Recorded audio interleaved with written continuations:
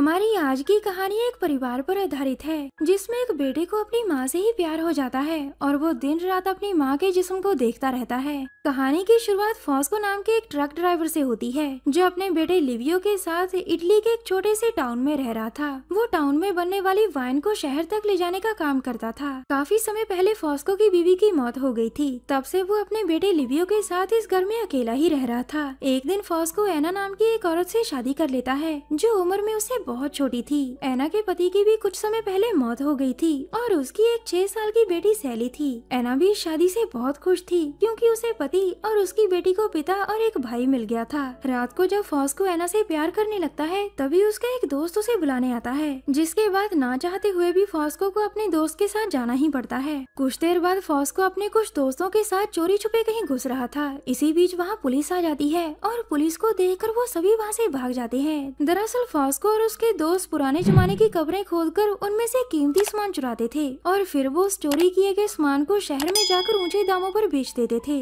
अगले दिन लिवियो अपने दोस्तों के साथ घूम रहा था और घूमते घूमते वो बीच पर जाकर नहाने लगते हैं। इसी बीच के पास एक स्टेला नाम की लड़की रहती थी। जब लिवियो नहा रहा था तो वो चुपके से उसके स्कूटर पर एक चिट्ठी रख देती है। कुछ देर बाद जब लिवियो और उसके दोस्त नहाकर वापस आते हैं तो वो चिट्ठी देखकर लिवियो को चिढ़ाने लगते हैं और लिवियो गुस्से में आकर वो चिट्ठी फाड़ देता है। दरअसल स्टेला एक पागल लड़की थी जो लिवियो से बहुत प्यार करती थी, पर लिवियो को वो बिल्कुल भी अच्छी नहीं लगती थी। फॉस्को और एना अपने हनीमून पर चले गए थे, जिसके बाद लिवियो और सैली का ध्यान रखने के लिए फॉस्को की बहन लिली उनके पास आ गई थी। टाउन के सभी लोग फॉस्को और एना की ही बातें करने लगे थे। जहाँ एक तरफ औरतें एना से जल रही थी, वहीं दूसरी तरफ मर्द एना की खूबसूरती की तारीफ कर रहे थे। लिवियो भी एक तरफ बैठा उनकी सारी बातें सुन रहा था और उसे लगने लगता है कि उनका परिवार बस एक मजाक बनकर रह गया है। कुछ दिनों बाद फॉस्को और एना अपने हनीमून से लौट आते हैं, जहाँ फॉस्को देखता है कि उसका बेटा लिवियो उनसे मिलने नहीं आया था। अब फॉस्को लिवियो के पास जाकर उसका हालचाल पूछता है और फिर उसे एक गिफ्ट देता है जो वो पेरिस से उसके लिए लेकर आया था।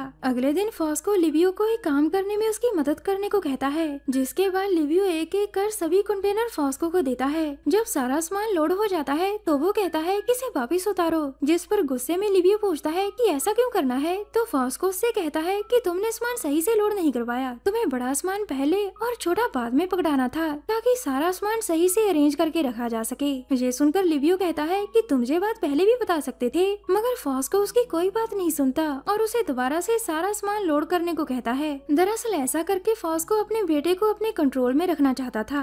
रात को एना फॉस्को को समझाने लगती है कि तुम्हें लिवियो से प्यार से बात करनी चाहिए, वो अब बड़ा हो रहा है। जिस पर फॉस्को उससे कहता है कि तुम हमारे बीच मत पड़ो, उससे कैसे बात करनी है ये मैं अच्छी तरह से जानता हूँ। कुछ दिनों बाद फॉस्को अपने परिवार को लेकर एक म्यूजिक शो देखने आता है, जहाँ ये सभी लोग तो शो के मजे ले रहे थे, जबकि बाकी के सभी लोग एना के जिस्म को देखकर अपनी आंखें गर्म कर रहे थे। अगले दिन एना घर के बाहर बैठकर एक मैगजीन पढ़ रही थी और लिवियो उसके पास बैठा उससे बातें कर रहा था। दरअसल ये दोनों प्यार मोहब्बत पर बातें कर रहे थे। तभी वहाँ सैली को लेकर फॉस्को आता है और अपनी घटिया बातों से उनकी प्यार वाली बातों में रुकावट डाल देता है। दरअसल फॉस्को के लिए प्यार सिर्फ जिस्मानी भूख है, इसीलिए अक्सर उसके और लिवियो के बीच बहस होती रहती थी। उसी रात को फॉस्को फिर से अपने दोस्तों के साथ खुदाई करने जाता है और आज उनके हाथ एक बहुत कीमती चीज लग गई थी। इस कीमती चीज को देखकर वो सभी बहुत खुश हो गए थे क्योंकि इसकी कीमत करोड़ों में होने वाली थी। अब फॉस्को घर जाकर एना को इसके बारे में बताता है, जिसके बाद पूरे टाउन में ये बात आग की तरह फैल जाती है कि फॉस्को के हाथ कोई कीमती चीज लगी है। जब फॉस्को को इसके बारे में पता चलता है तो वो एना पर बहुत गुस्सा करने लगता है। तब लिवियो एना को बचाने के लिए उससे कहता है कि टाउन में सबको पता है कि आप क्या काम करते हैं। ये सुनकर फॉस्को बहुत गुस्सा हो जाता है और उसे डांट कर वहाँ से भगा देता है।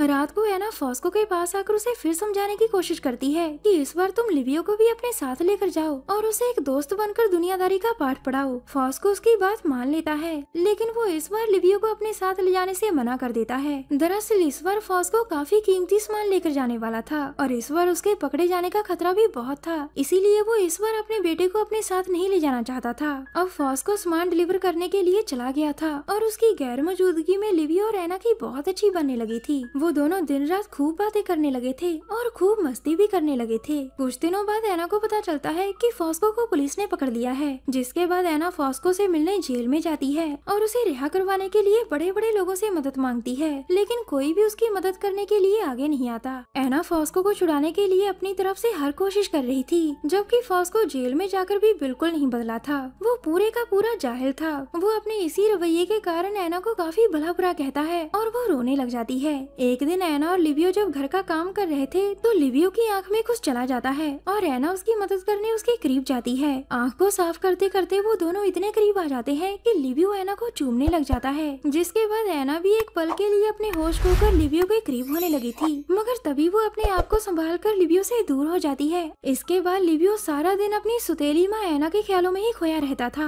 वो बार बार किसी न किसी बहाने उसके करीब आने की कोशिश करने लगा था। ऐना अपनी हदें अच्छी तरह से जानती थी और वो लिवियो को डांट कर वहाँ से भगा देती है, लेकिन लिवियो पर उसकी डांट का कोई असर नहीं होता और वो अपनी कोशिशें जारी रखता है। एक रात को लिवियो दारू पीकर चोट खाकर घर आता है, जिसे देखकर ऐना को उसकी चिंता होने लगती है। उसे संभालते संभालते ऐना अपने होश खो बैठती है और वो सब कुछ भूलकर लिवियो से प्यार करने लगती है। दरअसल ये दारू पीना, चोट खाकर यूं घर आना, ये सब लिवियो का ऐना के करीब आने के लिए नाटक था, जिसमें वो पूरी तरह से कामयाब भी हो गया था। लिवियो जानता था कि ऐना भी उसे पसंद करती है, पर रिश्तों की वजह से अपने आप को रोक रही है। इस रात के बाद ऐना और लिवियो हर रोज प्यार करने लगे थे। एक दिन जब वो किचन में प्यार कर रहे थे तो उन्हें स्टोर में से कोई आवाज सुनाई देती है। आवाज सुनकर ऐना वहाँ से चली जाती है और लिवियो स्टोर में देखने जाता है। स्टोर में स्टेला थी, जिसे देखकर लिवियो बहुत हैरान हो गया था, क्योंकि स्टेला ने उन्हें प्यार करते हुए देख लिया था। अब स्टेला के जाने के बाद लिवियो ऐना के पास जाता है और उसे हौसला देते हुए कहता है कि स्टेला एक पागल लड़की है, अगर वो किसी को कुछ बताएगी भी तो भी उसकी बात पर कोई यकीन नहीं करेगा। ये सुनकर ऐना राहत की सांस लेती है।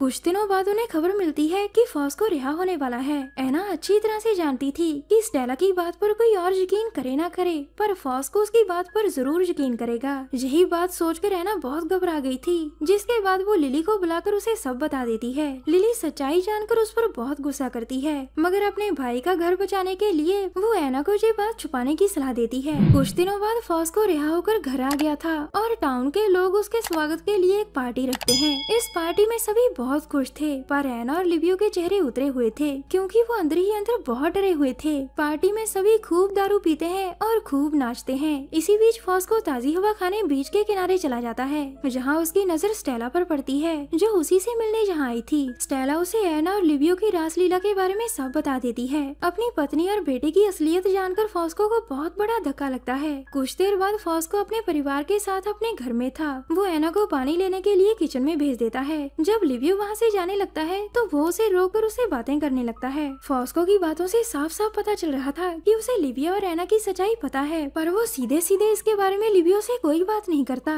दरअसल फॉस्को अपने परिवार की इज्जत बचाने के लिए सब कुछ जानकर भी अनजान बन गया था। वो जो कहना चाहता था वो उसने इशारों इशारों में कह दिया था और लिवियो भी उसके इशारे अच्छी तरह से समझ गया था। कुछ सालों बाद आज फॉस्को के घर शादी हो रही थी। ये शादी लिवियो की थी। लिवियो ने अपने साथ पढ़ने वाली लीजा नाम की एक प्यारी सी लड़की से शादी कर ली थी, मगर लिवियो को देखकर ये साफ साफ पता लग रहा था कि आज भी उसके दिल के किसी कोने में ऐना का नाम लिखा है। फॉस्को भी अपने बेटे के मन की बात अच्छी तरह से समझ रहा था, लेकिन फिर भी फॉस्को, ऐना और लिवियो अपना अतीत भूलकर खुशी खुशी आगे बढ़ रहे थे। और इसी के साथ इस कहानी का यही अंत हो जाता है।